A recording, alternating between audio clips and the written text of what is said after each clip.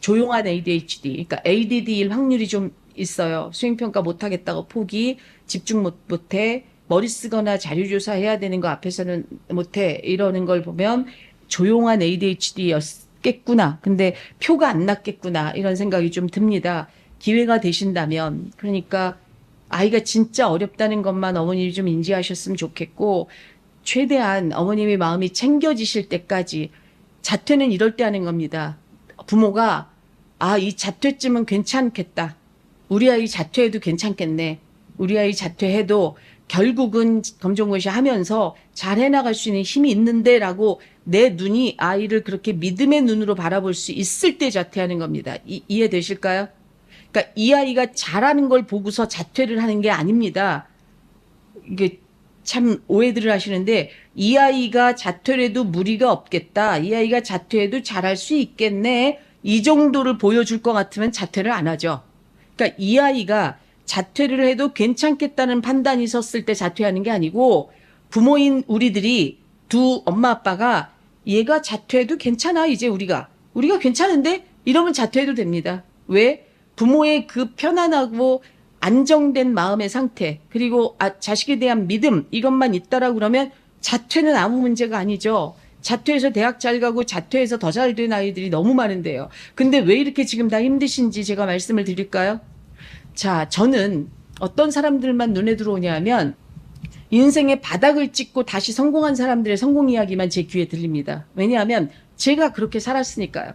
제가 그렇게 살았으니까 바닥을 찍고서 올라와서 유리천장을 뚫고 미국에서 뭐 4조 원대 부자가 됐다, 700억 원의 부자가 됐다, 이런 터닝 포인트에 나오는 성공 스토리들을 볼 때마다 바닥을 찍고 올라온 사람들의 성공 이야기만 제 귀엔 들어옵니다. 그러니까 심지어 버진 아일랜드 그룹의 회장 같은 경우에는 고등학교 때 퇴학당했고 난독증이 있어서 지금 책도 못 읽고, 그런데 유럽 내에서 600억 자산가가 됐어. 전 이런 사람들의 성공 이야기만 들립니다. 왜냐하면 저는 기본적으로 학교를 자퇴했냐 아니냐가 한 사람의 인생을 결정한다고 생각하지 않으니까 저한테 그 얘기만 들려요.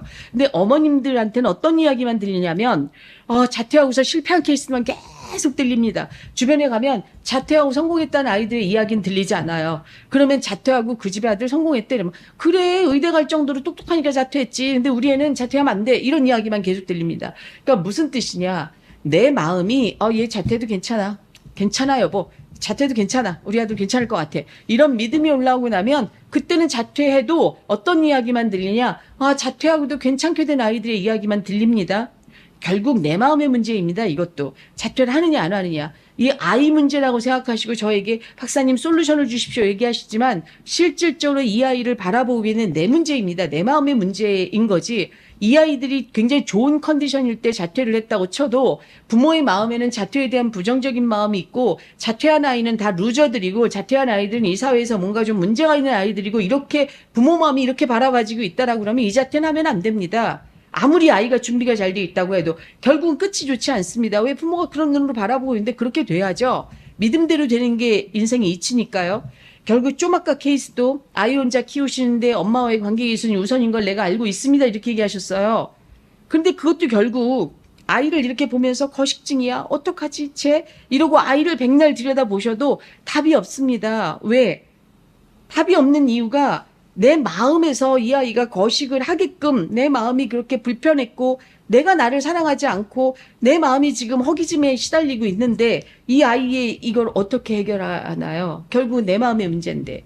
제가 이런 얘기를 하면 마치 이거 뭐야, 김지연이가 왜 이렇게 자신 있다고 얘기해?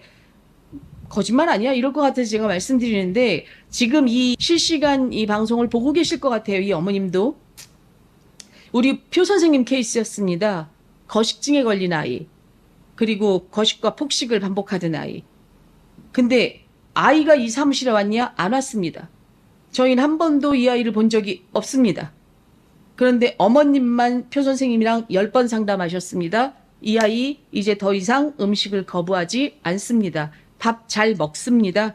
학교 안 가겠다고 내내 난리를 치던 아이가 지금 학교에 잘 갑니다. 그럼 어려움이 없냐? 학교에서 여전히 심리적인 어려움에 부딪힙니다, 아이가. 그런데 그것을 어머님이 핸들링할 수 있을 정도가 되셨습니다. 그러니까 아이는 더 이상 거식 없습니다. 그러니까 거식과 폭식을 넘나들지 않습니다. 정상적으로 먹고 너무나 고마운 건 학교에서 밥을 안 먹던 아이가 학교에서 밥도 먹습니다. 저희는 이 아이, 고등학교 1학년인 이 여학생을 한 번도 사무실에서 본 적이 없습니다. 어머님 안에 있는 어머님 내면의 문제가 해결되어지면서 아이의 거식이 고쳐졌습니다. 자, 그럼 이렇게 오해들을 하시죠. 도대체 마음 숲은 뭐야, 여기는? 네, 가능합니다. 왜? 제가 이것도 말씀드렸습니다. 가족 치료의 권위자들인 너무나 많은 전 세계 심리학자들이 가족 간에는 무의식 계약이 이루어지고 저는 이건 무의식을 공유한다고 말씀드린다고 이거 두 번째 말씀드립니다. 엄마가 괜찮아지면 아이의 마음도 무의식도 괜찮아집니다. 엄마의 마음에 엄마의 무의식에 충분히 사랑이 충분해지고 나면 이 아이도 사랑입니다. 이게 원칙입니다. 자, 여기 댓글에 그렇게 얘기하신 분이 있어요. 사랑을 주는 것이 아니라 나 자신이 사랑이 되어야 한다는 말씀 잘 와닿지 않는데 계속 곱씹어 봐야겠어요. 네, 계속 곱씹어 보십시오. 간단하게 말씀드리겠습니다. 여기 사전 상담 오시는 분들께 제가 늘 은유적으로 알아듣기 쉽게 설명해 드리는 게 이겁니다. 요즘 장마철이에요. 요즘 햇빛 보셨나요? 요즘 많이 습하죠? 자, 장마입니다. 엄마 마음은 늘 우기입니다. 이슬비가 내렸다가 보슬비가 내렸다가 가랑비가 내렸다가 어떤 날은 남편이랑 확 싸운 날은 우두두 쾅쾅 천둥번개에 소낙비가 주룩주룩 내립니다. 그런데 아무 일이 없는 것 같은데도 친구들 다 내보내놓고 혼자 조용히 거실에 앉아 있는데 바깥을 쳐다보면 아우 하늘은 또 왜 이렇게 파래 짜증나 왠지 모르는 헛헛함에 시달립니다. 그래서 집에 혼자 조용히 못 있겠습니다. 그러니까 자꾸 모임을 만들어서 밖에 나가게 됩니다. 엄마 마음이 늘 뭔가 불행하진 않는데 행복하지도 않은 뭔가 찝찝한 그리고 갑자기 남편이 옆에서 자고 있는데 갑자기 눈을 떴는데 옆에서 자고 있는 남편이 남 같기도 하고 허전하고 외롭다. 내 마음에 사랑이 없어서입니다. 그건 무슨 뜻이냐? 내가 한 번도 부모로부터 사랑 그 자체로 사랑받아 보지 못한 사람입니다. 그게 존재 자체를 사랑이 내 안에 없다는 의미입니다. 그러면 내가 사랑이 되어야 된다? 간단합니다. 내 마음에 내리고 있는 비가 그치면 내 마음에 햇빛이 듭니다. 그럼 어떻게 하면 될까요? 내 어린 시절에 들어가 내 상처를 치유해 내고 나면 그때 사랑이 들어옵니다. 아, 제가 오늘 이거 영상 지금 준비하면서 PD님하고 그 얘기를 했는데 제가 TV를 잘 보지 않아요. TV 볼 시간이 없습니다. 저녁에 퇴근하면 뭐 일이 너무 많으니까 그냥 뭐 준비하고 잠자기도 바쁘고. 근데 어제 TV를 이렇게 틀었는데 지구마블 세계여행이라고 하는 프로를 하고 있더라고요. 그러니까 제가 이걸 보려고 본 게 아니라 그냥 TV를 딱 틀었더니 저희 집이 KT인데 지니야 TV 틀어줘 그랬더니 지니가 틀어준 게 그거였습니다. 지구마블 세계여행. 근데 마침 뭐가 나왔냐면 그 곽튜브 곽준빈 씨 그러니까 고등학교 때 학폭 때문에 자퇴하고 그렇게 오랜 시간 TV와 함께 있다가 지금 여행 유튜버로 이렇게 유명해진 뭐 곽준빈의 세계 기사식당 이런 것도 하던데 이 곽튜브하고 G.O.D의 박준영 씨가 포르투갈 여행 가는 게 나왔어요. 그래서 처음에는 아무 관심이 없었는데 포르투갈의 그 시골 마을의 그 집들이 너무 그 햇볕이 쫙 내려치는 그 풍경이 너무 예뻐서 사실은 그 스토리보다는 그걸 보느라고 아 어쩜 저렇게 예쁠까 이런 생각을 하면서 계속 보고 있었습니다.